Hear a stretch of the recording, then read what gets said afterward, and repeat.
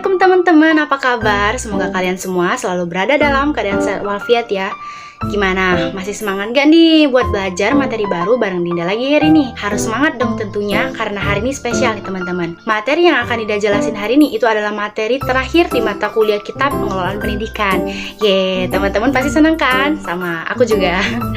Oke, Dinda hari ini bakal jelasin materi kita yang ke-14, materi terakhir tentang Total Quality Management atau yang disingkat dengan TQM, yang diampu oleh dosen Bapak Dr. Muhammad Kristiawan MPD. Oke, sebelumnya mungkin ada yang baru datang ke channel Dinda. Hai, perkenalkan nama aku Adinda Dwi Anggraini. Teman-teman bisa panggil aku Dinda. Aku dari kelas 1A dengan NPM A1G022030 mata kuliah pengelolaan pendidikan, program studi pendidikan guru sekolah dasar, Fakultas Keguruan dan Ilmu Pendidikan Universitas Bengkulu. Oke teman-teman, sekarang kita masuk ke pembahasan yang pertama, yaitu tentang konsep dasar Total Quality Management. Nah, karena masih banyak teman-teman yang bingung mungkin sama Total Quality Management itu apa, Dinda bakal jelasin dasarnya dulu teman-teman. Apa sih total itu? Quality itu apa sih? Dan manajemen itu bagaimana? Oke, total. Total di sini artinya keseluruhan teman-teman. Sedangkan kualitas itu adalah tingkat keunggulan yang diberikan untuk suatu produk atau suatu layanan.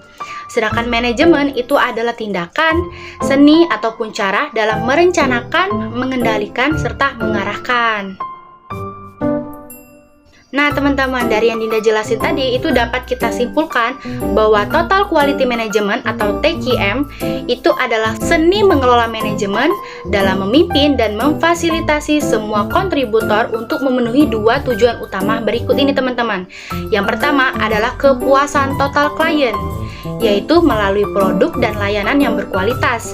Dan yang kedua itu adalah perbaikan berkelanjutan nih teman-teman terhadap proses, sistem, orang, pemasokan, mitra, produk, dan layanan. Jadi teman-teman, keberhasilan suatu Total Quality Management atau manajemen mutu terpadu itu pasti memiliki pilar atau pondasi-pondasinya. Nah, di sini Dinda bakal jelasin nih 5 pilar utama dalam keberhasilan Total Quality Management. Yang pertama proses, yang kedua produk, yang ketiga organisasi, yang keempat pemimpin, dan yang kelima komitmen. Nah, ingat nih teman-teman. Nah, kenapa Dinda suruh ingat? Karena 5 pilar ini itu saling berkaitan teman-teman. Jadi kalau satu nggak berfungsi, ya empatnya juga nggak berfungsi teman-teman. Jadi gini teman-teman, produk adalah titik sentralnya teman-teman untuk tercapainya tujuan dan pencapaian organisasi. Nah, mutu dalam produk itu tidak akan dihasilkan tanpa pengendalian mutu dalam proses. Mutu di dalam proses itu tidak akan terjamin tanpa adanya organisasi yang tepat dan efektif. Nah, organisasi yang efektif itu tidak ada artinya tanpa pemimpin yang memadai. Komitmen dan semua komponen organisasi dari bawah ke atas itu merupakan pilar pendukung bagi semua komponen lainnya nih teman-teman. Oke, sederhananya gini teman-teman. Tangan kanan Dinda ini itu adalah 5 pilarnya. Nah, tangan kirinya itu adalah Total Quality Management. Nah, kalau misalnya salah satu pilarnya lemah, nah dia akan oleng teman-teman. Ya, intinya gitulah ya teman-teman. Semoga teman-teman paham. Oke, lanjut nih teman-teman ke implementasinya. Implementasi TQM atau Total Quality Management itu dalam lembaga pendidikan dapat ditandai dengan 5 poin berikut teman-teman. Yang pertama, ditandai dengan adanya perbaikan secara terus-menerus.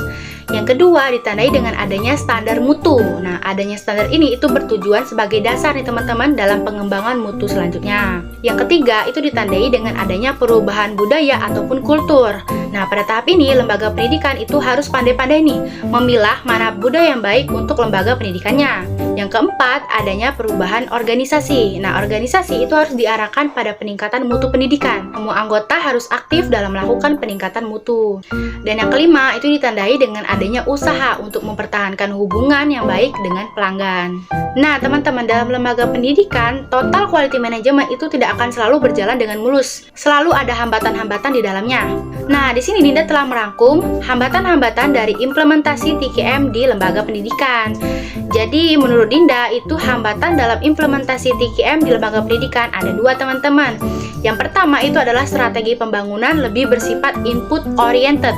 Nah, strategi ini lebih berstandar pada asumsi bahwa bila mana nih semua input pendidikan telah dipenuhi seperti penyediaan buku, alat belajar lainnya, sarana pendidikan, pelatihan guru dan tenaga pendidikan lainnya, Maka secara otomatis lembaga pendidikan baik itu dasar, menengah maupun atas akan dapat menghasilkan output yang bermutu sebagaimana yang diharapkan.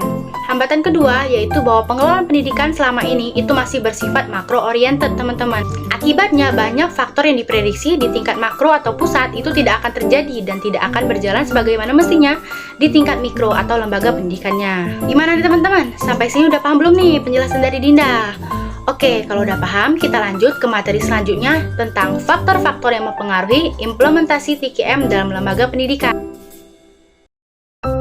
Jadi, faktor yang mempengaruhi implementasi TKM di dalam lembaga pendidikan itu ada 5 teman-teman. Yang pertama adalah leadership. Kepemimpinan adalah kualitas yang harus dimiliki oleh seorang pemimpin, bukan? Nah, kepemimpinan ini merupakan salah satu pilar penting nih teman-teman dalam TKM. Yang kedua adalah budaya kerja. Nah, budaya kerja merupakan keterpaduan berbagai individu dalam peran-peran secara optimal sesuai dengan keahlian bidang kerja masing-masing guna untuk mewujudkan sasaran yang telah ditetapkan. Yang ketiga adalah aturan organisasi teman-teman. Keberhasilan penerapan TKM dalam lembaga pendidikan itu lebih banyak disebabkan oleh sistem dan prosedur yang diorganisir dan didesain secara menyeluruh dan melekat dalam suatu ketentuan yang disepakati dan dapat dilaksanakan secara konsisten dan terpadu. Yang keempat adalah sistem reward. Nah, kebijakan atau kesempatan yang sama itu perlu juga diiringi dengan sistem reward teman-teman atau imbalan. Nah, reward ini itu dapat menjamin rasa keadilan dan memungkinkan staf merasa berkontribusi secara maksimal untuk lembaga pendidikan. Dan yang kelima teman-teman ada rekrutmen dan pelatihan. Nah, staf yang bertugas itu harus memiliki kompetensi agar dapat melaksanakan tugasnya dengan baik. Karena staf yang memperoleh pendidikan baik itu dinilai lebih dapat mengambil bagian dalam peningkatan kualitas. Oke, lanjut teman-teman. Nah, bagaimana sih penerapan dalam TKM itu sendiri? Jadi, penerapan Total Quality Management itu dipermudah dengan beberapa piranti yang disebut dengan alat TKM. Nah, alat-alat TKM ini itu ada 8 nih teman-teman. Yang pertama adalah curah pendapat atau sumbang saran brainstorming.